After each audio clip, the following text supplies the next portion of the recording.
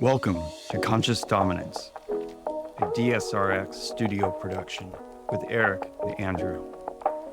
In our weekly conversations, we explore how we approach our committed relationships as a powerful catalyst for mindful leadership and inner dominance. As men who intentionally lead our powerful feminine partners, we share insights for discovering how the craft of consciousness deepens our capacity to love, serve, and connect with our true selves. Andrew, do your best. Always do your best. Always do your best. That's probably the easiest one to handle. When I saw the 4 agreements, that's the one I'm like, oh, yeah, okay, Yeah. I get that. Always do your best. Yeah, makes sense. Do your best.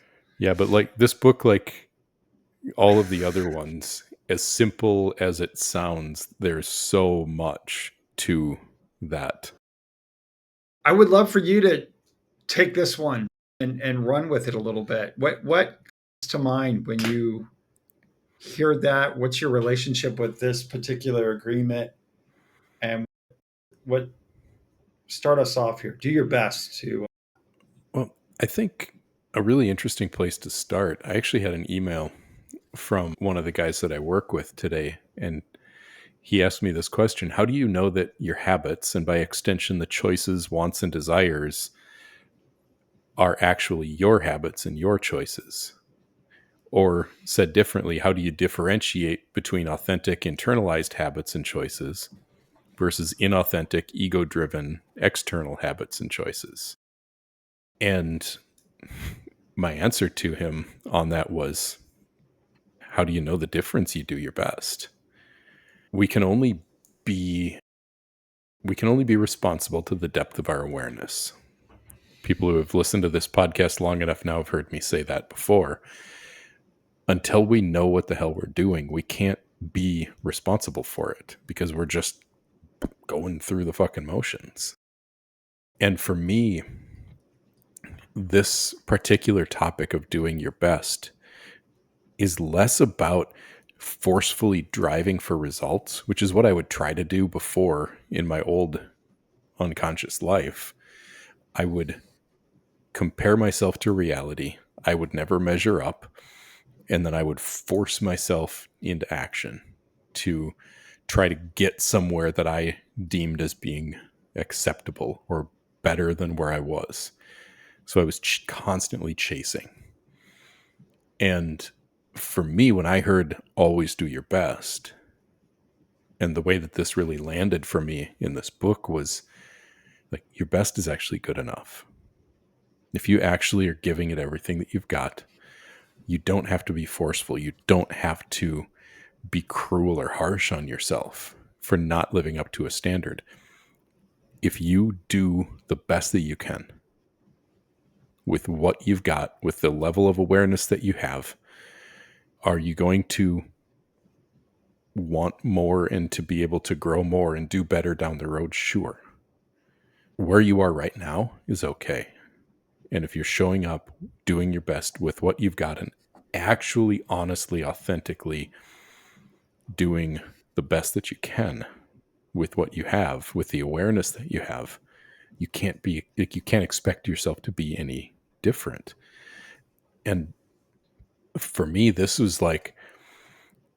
concept was like the pressure was gone. The pressure that I put on myself, like I have to be in like way better shape than I am, or my wife is never going to want to fuck me. I have to make more money because otherwise I'm going to go broke when I'm older. Like there's just all of this fucking pressure that was all like, it didn't matter if I was trying as hard as I could or if I was doing the best that I could. It wasn't enough. It was never enough. And for me, always do your best was like, it's enough. I can rest in that fact, in that truth. And it actually helps me do more. Yeah. That's the irony of it is when you're think about it. If you have a teacher or somebody when you're learning something and they're constantly telling you you're never enough, you're never going to amount to anything, and no matter how hard you try, you're not enough. That's not going to be sustainable over the long term before you start believing them. And it you'll crash, and then when you crash, you won't be able to get up. And the compassion is there for actually helping you to do your best. I think one of the things that I find to be so interesting about this one is it's simultaneously, like all of them, compassionate and gritty. Mm-hmm. Like it is in that statement, it holds both. I think about one of my top two values is grace and grit, or grit and grace. Literally, if I think it's all there in grit and grace, because when you have grace, you have an understanding that doing your best is enough. And then the grit is saying, but you still got to do your best. It's still calling you out that you got a little more, you got a little extra you can give, you got a little bit more that you could go for it. It's still pushing you forward. But then the grace says, and that's enough. So it's like asking you to push yourself, and this side saying, and that's enough. And so if you can constantly, this tension between grit and grace, and that's where the growth comes from, that the growth and progress comes from being gritty and gracious. That it's actually both of them together is really what makes this happen. I remember somebody saying that, I think it was, I forget, but somebody was talking about the Jungian, I think it might have been Jung that said it, and it was quoting Jung. And he said that the father represents the grit that pushes you, the masculine. Go for it. Keep pushing you. Like, not enough. Do it. It's a hard ass. And that the mother is there to personify the grace that says, I love you no matter what. And that we literally need both. We need part of ourselves that loves us no matter what. And then there's another part of ourselves, but that's not good enough. We got to keep going. That's not, we got to push. We got to push. And that's a tension because they feel mutually exclusive. Like everything we talk about here. Yeah, that's life. Yep. It's mutually, It's both. It's both. It's, you got to have both inside of you. You have to have a part of you that loves you no matter what, and then part of you that's constantly pushing you, saying it's not enough and you got to improve and you got to do better. It's both. Yep. Well, And they don't seem, and you don't do this to get this. That's you go ahead. What were you saying? it's the question. The paradox is in, like, how do I love myself when I know I could be better? But then also, how do I drive myself to be better if I'm going to accept myself where I am? They seem like they don't work together, but really, Right. It's a change in perception that has to happen with that, because Right. you cannot be anywhere other than where you are right now. Right. Where you are right Right. now is where you are, period. The acceptance of the facts of where you are right now allows you to then grow. We talked about this in the Impeccable with Your Exactly. Word podcast. It's that same theme, because when you do that, then, okay, now I'm dealing with reality. I can do the Right. best that I can do with this, with the energy that I have, with the knowledge that I have, with the awareness that I have, with the inner strength that I have, with all of the limitations that I have. Like, this is the reality. This is your word, your phrase. You take inventory. Take an inventory of where you are, and then take a step forward. This is Jordan and clean your room, right? Do something. What can you do? This is the way he said it that really landed for me. What can you do that you would actually do? Now go do it. And I've heard other people say it too, whether James Clear, The Habit, it's like, what small little increment, like to build a new habit, it's just a little bit. It's like, what's the smallest little thing you can do when you're starting a habit? Maybe it's just putting your shoes there. That what we're talking about is habits.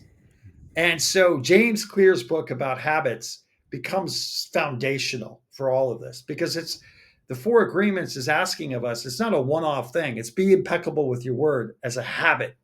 It's do your best as a habit. It's your default. And so maybe we have a bad habit of not always doing your best. The first thing is to notice, oh my God, I'm not always doing my best, and not fall apart, but then, oh, where in my life am I doing my best? And where in my life that I'm not doing my best? Why am I not doing my best over here? And is my best actually change? I think that's really interesting. Like I was talking to Rachel about this, and she gave me the example of Bikram yoga, something she and I both have done, which is like a hot yoga that moves. You do the same thing every single class. And if you do the same thing every single class and you have the same teacher and you do it the same time of day and you're in good shape, shouldn't be doing your best always be like the same? Or at least you're getting better at it? And that thing shows me, no, it doesn't work like that. There's other factors at work where my best that day, because maybe that night I had to stay up extra late because I was overwhelmed or I was working on something, or maybe I was doing something that took me up too late, or I had more energy this day, that my best actually changes every day. And that what is a measurable best is actually not the same every day.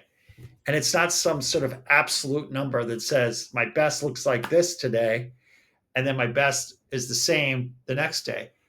But that's why it's so important to make that a value, because you always know, if you're paying attention to yourself, you know what doing your best is that particular day. And having the grace to know that actually is not always the same. And that's part of the consciousness. 100%. It's nothing happens in a vacuum, right? We have Right. to, it's not, okay, I'll use your Bikram yoga example. Last week I did this. Now this week I'm back here. I should be able to do this or a little bit better. But Exactly. that would be taking that yoga session in a vacuum. Weightlifting work like this, right? Last week I did 4 sets of this many reps at this weight. So I should be able to do that same thing. Well, you're looking at it in a vacuum. Right. What the hell else is going on in your life? What's going on emotionally? What's going on with your sleep? What kind of stress are you under? How have you, What did you what eat? did you eat? Like, are you well hydrated? What other workouts have you done in the last couple of days that might be affecting your strength? None of this stuff happens in a vacuum. So doing your best it requires groundedness. It requires you to be where your feet are. Exactly. Be present in this right now, and Exactly. then do what you can with what you have. Exactly. Brad Stolberg's book about groundedness, I really appreciate that guy. He's the one that wrote about mastering change. And he also has this great book about groundedness. And in that book, the first ethic of groundedness is to know where you are, like be where you are, like just really be where you are. And I think when you start practicing that, and if you want your best to be measurably better in the external world, that's why athletes then start paying attention to everything they do. Their sleep matters, their food matters, their relationships matter, people in their life matter, time they go to bed. Like all of that starts to matter because you see that everything relates Their in mind the and same the way. black magic or And the the white mind. magic that they're Yeah, casting the into black the world. mind. Exactly. And the mental health and black magic, the words that matter that you use, it, they all start to matter. That if we want to do well in the external world, we start seeing that everything matters. It either nothing matters or it all matters. I heard Peter Crone talk about this. He calls himself the mind architect, and he Right. works with a lot of professional athletes in coaching them in mental fitness and mental strength. And he talks about working with, I think this was maybe his first professional athlete client, but this person was on the PGA Tour making $1 million per year. And he hired Peter because he knew that his talent level, basically everyone's talent level when you get to the PGA Tour, is relatively similar. The ability to strike the ball, to putt well, like everybody has a pretty damn high level of talent to get onto the PGA Tour. So then he wanted to make more out of what he was doing there. And it was the change in his mind and the mental approach to how he was speaking to himself, how he was showing up, all the other places in his life, and how they were downstream impacting him. You're playing with the brakes on when you're acting and living in all of this fear. And I think that's an important part about doing your best is you can't do your best when you are in avoidance of fear. When you're Right. running away from, you have all of this energy of resisting reality versus being present with reality. It's like you have the brakes on your performance, on your happiness, on everything about, how about your sexual abilities? If you are always comparing yourself to a standard, really being present in the moment with you are bringing to the table how everything actually is, you can't do your best when you are running off into an unknown future and then comparing yourself to a standard of something that isn't even real. Yeah, no, it's so true. And I feel like when you're doing your best and you really have a good bearing on that, and your integrity is with yourself and you're impeccable with your word, you're not all these four agreements come together, you're not making assumptions, you're not taking anything personally, then all of a sudden when you get feedback or response from people that are like, you're able to stay and not react because you've done everything. And you can look in the mirror and feel good about yourself because you've done it all. You've laid it all out there, and you have nothing to shirk about. A lot of times, I feel in the past when I get tricked, when I feel off about someone saying something to me, it's because I know what they're saying might be a little bit true. And if that's the case, then they're matching something that's already inside of me. If I've already done my best and then they're coming at me about something that I can't, it's beyond my capacity or beyond anything or has nothing to do with it, then I'm good because I am where I am. They got the wrong person. They need something else. I'm not there. That's not where I'm able to do in that moment. And you're okay with that because you've done your best. And if you're also part of the going back to the impeccable with your word, though, part of that is the word, the doing your best. There might be a gap, though. You might desire still to do better. Doesn't mean doing your best is static. And there, you can do your best and desire to do better. And holding yourself in that tension is also part of doing your best. That makes sense. It's like the cure for perfectionism. Right. Because if you've done all that you can and you really believe that, you can't expect any more than that. It's true. But perfectionism is constantly comparing yourself to this false standard of perfect, which, by the way, no one has ever gotten there. Right. But there's just this constant sense of discontentment that we have when we are comparing ourselves to, I should be like this because if I was good, I would be this. Or I would be more lovable if I was like this. Or I would make more money if I did this. Or I would be in better shape if I went to the gym 6 times a week. But I only went 3. Did you have the energy to go more than 3 times? You couldn't have gone 6 times last week because you didn't. You went 3. You did your best. And that's the other piece of this I think is important. When you start looking at always doing your best, is realizing that you actually probably always have. Yeah, the unconscious part of you was doing their best. That was the best that you could do at that time. That I made earlier, we cannot be responsible beyond the depth of our awareness. And guess who else did their best? Our parents in raising us, with what they had and the skills that they had and the agreements and beliefs they were operating under. They all did their best. And pretty much everybody is. Some people's best just isn't very much. Yeah. And not taking it personally is a big part of this, because part of doing your best and liberating yourself to a place where you gain the capacity to improve yourself is when you get out of a victim mindset. And I think all of these agreements, if there was one dialectic to really look at, it's the difference between being a victim and being someone who has the capacity to do something about their life and improve it, or do their best, and to step into ownership and step into sovereignty. So it's like you either have victim or sovereignty.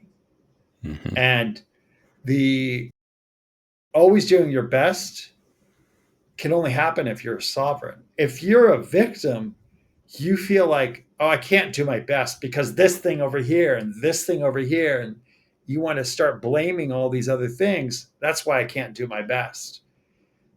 But when you could take responsibility, and I could look at my life and say, it's up to me to do my best, then I can start saying, oh, I didn't quite do so good yesterday because of this and this.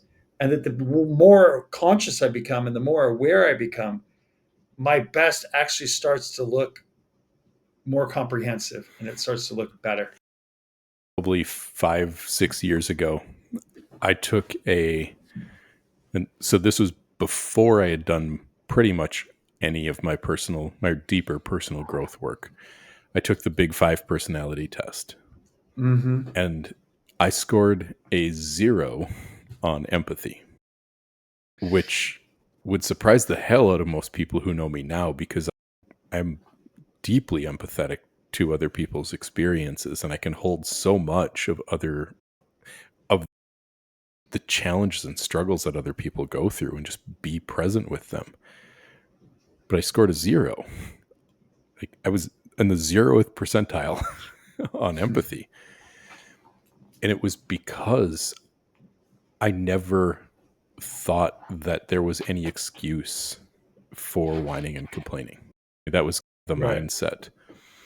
So I had no empathy because just work harder, do more, try harder. And I was Right. that hard on myself, right? If things weren't going the way that I wanted to, I had no one to blame but myself. I Right. should have done something different if I wanted the results to be different. And so there Right. was no acceptance at all in that. And this has been probably the most profound change in me as I've grown in all of the areas that I've grown over the last several years. I haven't retaken the test, but I know I'm not a 0. And I wasn't then. That was just my wounding. That was my defense mechanism against probably a very deep empathy, to be going through life with that wall up, where always do your best. Yeah. And your best is better than you're doing now, and you have nothing to bitch about. That was the approach that I took to life. And now I see things so much differently. And that started with me being able to give myself that kind of grace and compassion. Doing it for me first. We have to take care of ourselves first. We have to look at ourselves first. But when we do, and we really see, like, holy shit, I've been so hard on myself. I've been so unaccepting of myself. Like, I had this thought. I would have never had this thought years ago. I had this thought probably last weekend. It's like, you know what? I'm really proud of myself for what I've built, for what Dawn and I are doing, how our lives are going. I'm really proud of myself. I would have never let myself think that. Yeah, I've done a good job. Yeah, you can't, if you don't have any empathy, then it's hard for you to feel any sort of satisfaction or any sort of that you can feel good about. And I Yeah. think Yeah. And I think that there is actually some people feel like if they get too empathetic or too great, like too allowance, you'll lose the fire. And I know from my experience and knowing people, no, you actually have more at your disposal. It doesn't get rid of the desire. It just actually even allows you to have more expansive desire if you know that you what you're doing, who you are, and your sense of self-worth is not dependent on achieving it. It's quite a different mindset. You know what it reminds me of? We could see if you play a game as a kid. I remember playing games, capture the flag, kick the can, good old game, a bunch of kids playing back in the day when we weren't playing Capture the Flag is such a great online. game. Yeah. And I remember these epic games. You're just so into it. I remember recess being the ultimate. Like I lived for recess and I lived for the after school sports. We played tackle football. Like it was awesome. It was the ultimate. This is like That's the when I'm difference like, between you and me, by the way, because in the Fat Kids Club, we lived for lunch. so I was really into this, right? So this is my metaphor. So you're into all this stuff. But then at the end of the day, I go home, I'm cool, I'm asleep. Like whatever happened during that, yeah, it would stir you up. It didn't define me. I just was into it. And that's as a kid, there's this capacity to go play and be fully present in your play, but then go home and you're cool. And there's a separation between the two. But as we start to attach ourselves to the outcome of our play, that's where life becomes like we get caught up in our story. But if we can see that all this stuff is very similar, it's a lot more like like we're playing. And it doesn't mean we don't take our playing absolutely dead serious and want to get better at it and totally into it. But then we can step aside and just look at it and be able to have this capacity to be in it fully, but then also step back and look at it. And so when we say do your best, doing your best is both. It's being all in the play, but then it's also being able to step back and doing your best to give some space to it to allow yourself to feel the grace. That's also doing your best. So doing your best is in rest and in self-care and in being kind. It's not just in achieving some goal. It's to me doing your best is doing your best and doing your best. And that always can lead to something that's more expansive. Then, in our role as a dominant, I think, first of all, what this does is it decouples effort and results. And in these loving, devotional kind of dom-sub relationships, it really is our role as the dominant to see her deeply, to know what it is that is inherently and ultimately true, and then to work to bring that into reality, to bring reality into the truth and truth into reality. We also don't have fucking control over the outcomes a lot of times in what we want to accomplish, where we want to lead her, what it is that we want to make possible through the connection that we're building inside of the power exchange dynamic. We cannot force her to feel any certain way. And a lot of times what we need in order to make these relationships work is we need her feeling. We can't force her to feel, but we can do our best to lead her, to guide her, to show her to herself, to reveal her patterns to her, to teach her what she needs to know to come into a more authentic expression. And if we are doing what we can, and she's also showing up and doing what she can, what she's able and capable of to the depth of her awareness, that effort is what teaches us everything we need to know about life and about love through the vulnerability of intimacy.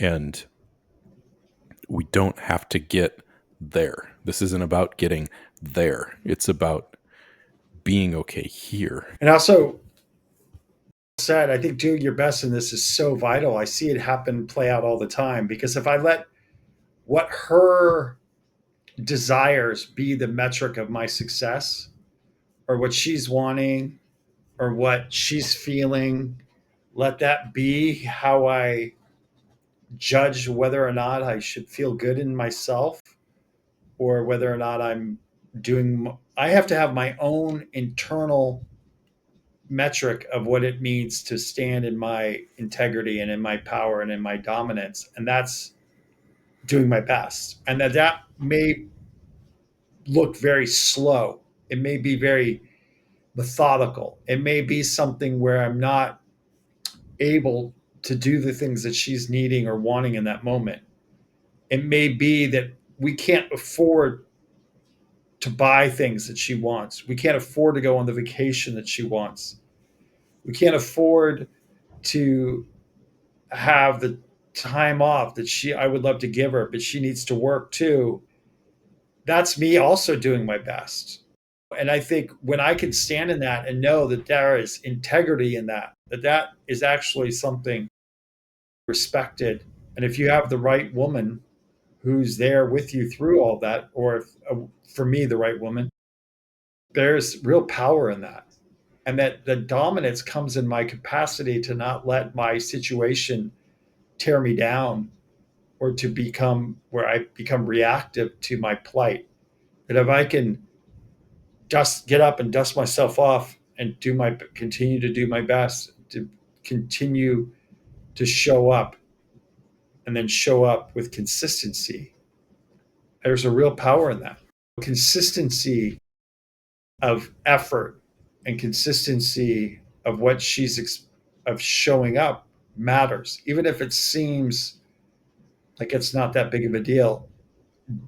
It Even if it's small, if you're present, and if you're in your integrity, and if you're in your conscious, like, awareness that is your best, there's power in that there is something powerful about that she will feel.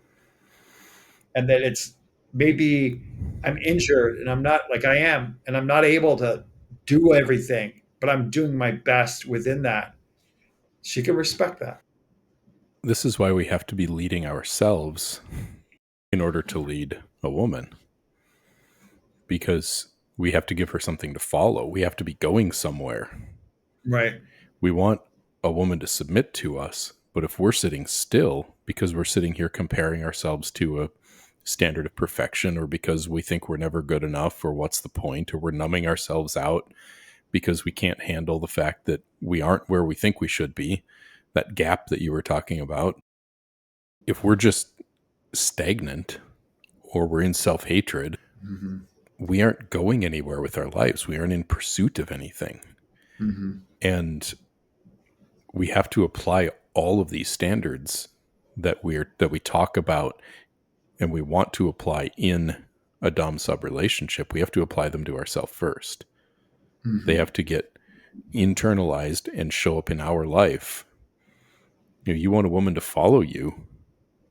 How can she follow you if you're not going anywhere? So in order to go somewhere, this comes all the way back around to we've got to show up and deal with reality, and Right. and stop judging ourselves in comparison to these external standards. And that makes me think of something that we've talked about a number of times. But if us going somewhere, if our whole identity is controlling her, or her obedience, and that's actually the destination, the end game, we are using that external, she becomes the measurement of us and our success. That's not actually leading her, because we're not actually leading ourselves somewhere. We don't have somewhere external to that, just that moment. If it's all just there, there's nowhere we're going. There's nothing beyond that thing, that we become dependent on her ability to obey as our metric of our happiness or our doing our best, it has to be something that's beyond her, and that doing our best is beyond what's right in front of us, that we have to become aware. I have to become aware that it's bigger than that particular small thing, that this is a bigger project. Yeah, we get stuck when we're just like trying to get something out of her. Codependency, right?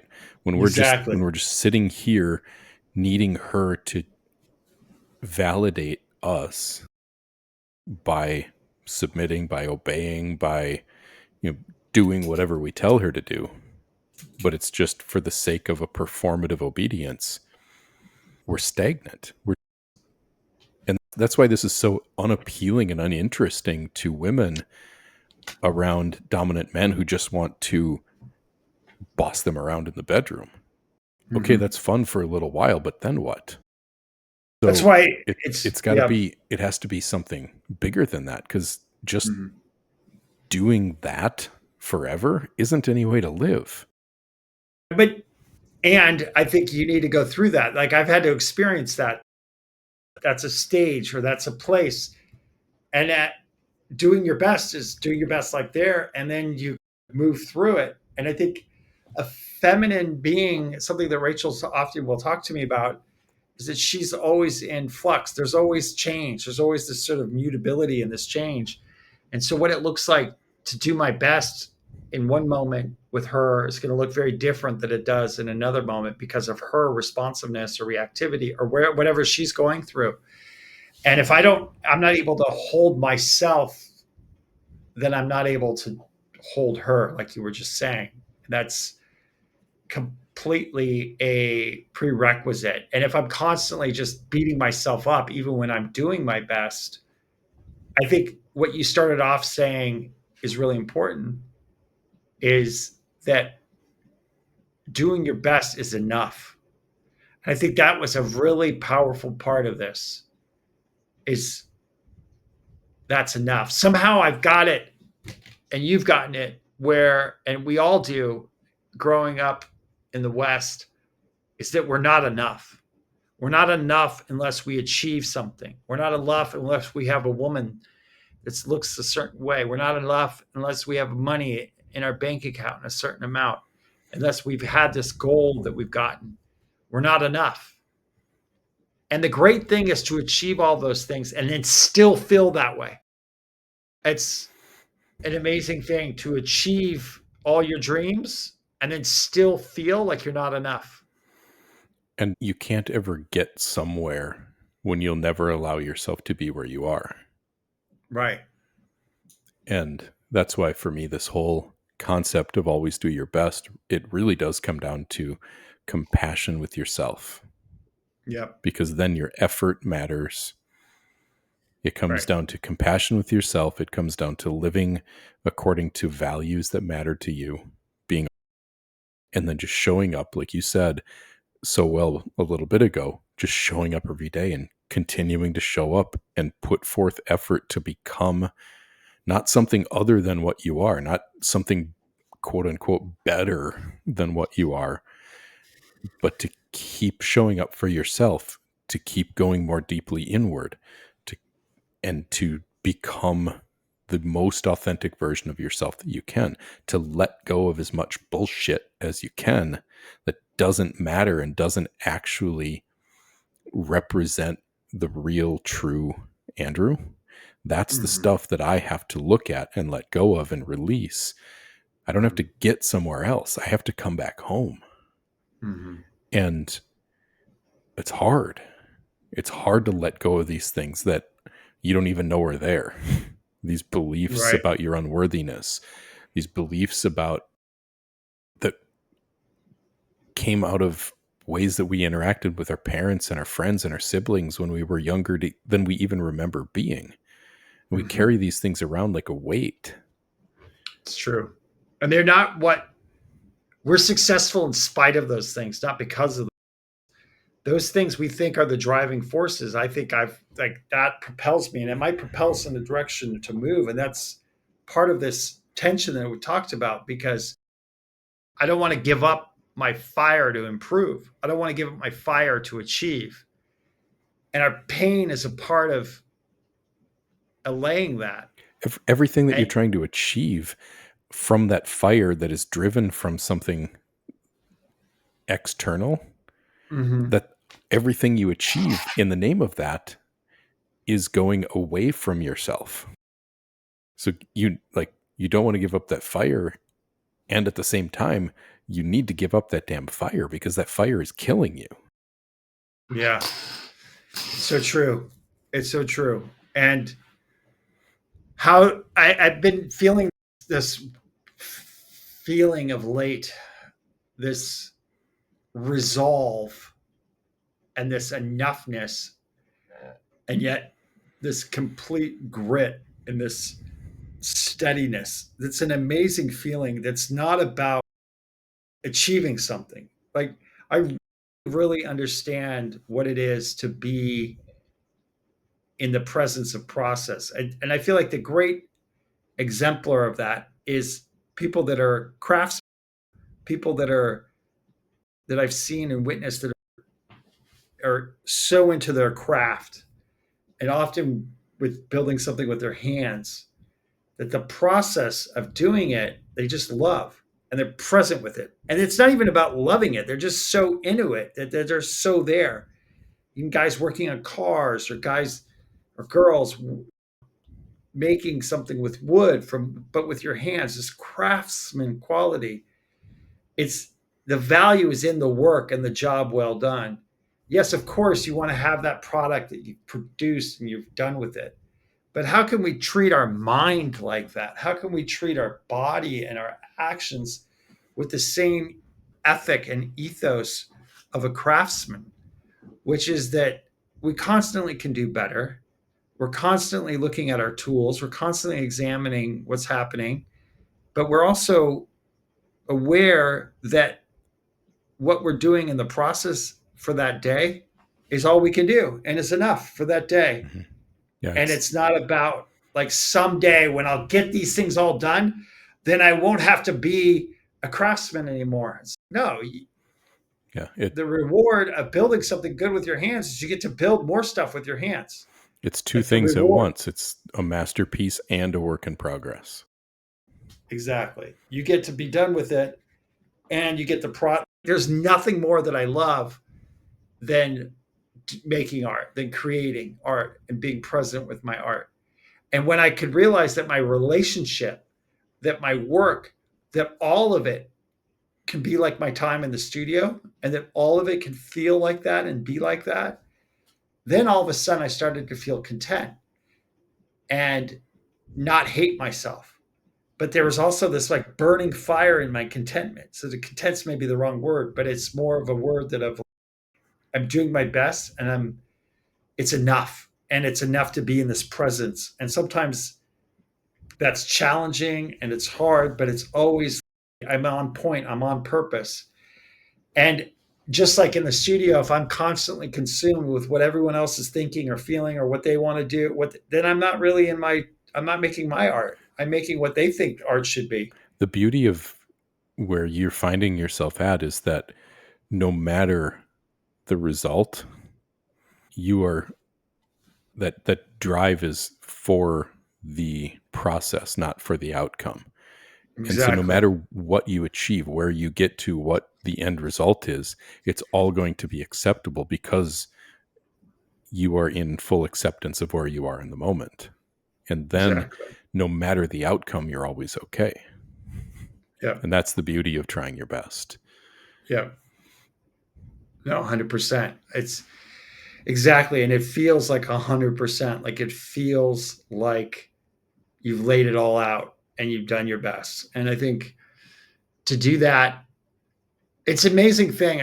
I know it seems really innocuous, but in a relationship, how we speak to our women every day and doing your best even there, even in the smallest little interchanges, in the little moments. But you brought up Jordan Peterson before, and I remember him talking about this really well. He's like, how you greet your woman when you come back, or how she greets you. that little interchange, or the little moments that you see when your kids or whoever in your home, those things matter. Even if they're 3 seconds, they matter.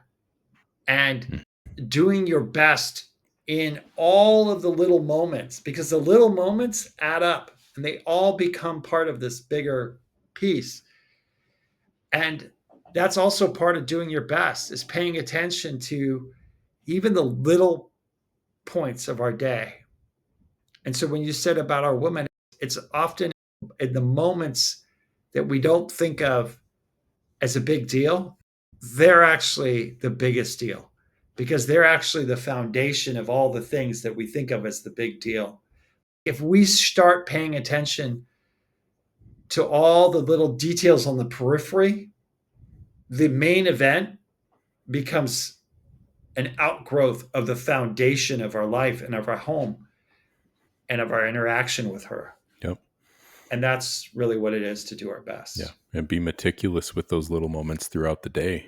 You know, Exactly. It's not Be about getting the impeccable. birthday, the anniversary, and Valentine's Day right, because those are 3 days. It's about the 15 minutes. I think was the Jordan Peterson thing you were talking about, like that 15 or 30 minutes you spend having coffee with your spouse every morning, and you add that up over a period of years. That's way more time than you ever spend on birthdays or anniversaries or Valentine's Days.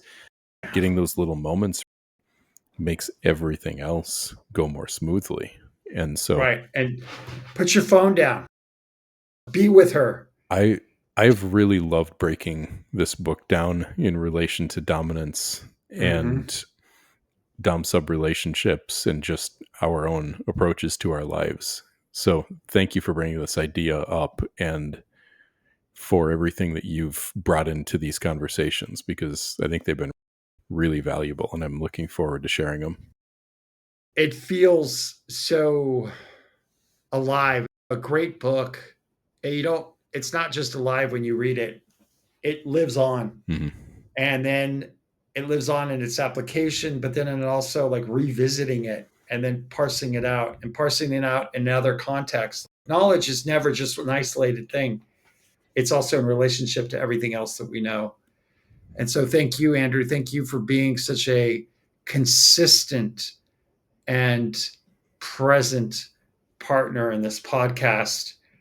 It's been, I think, a beautiful experience.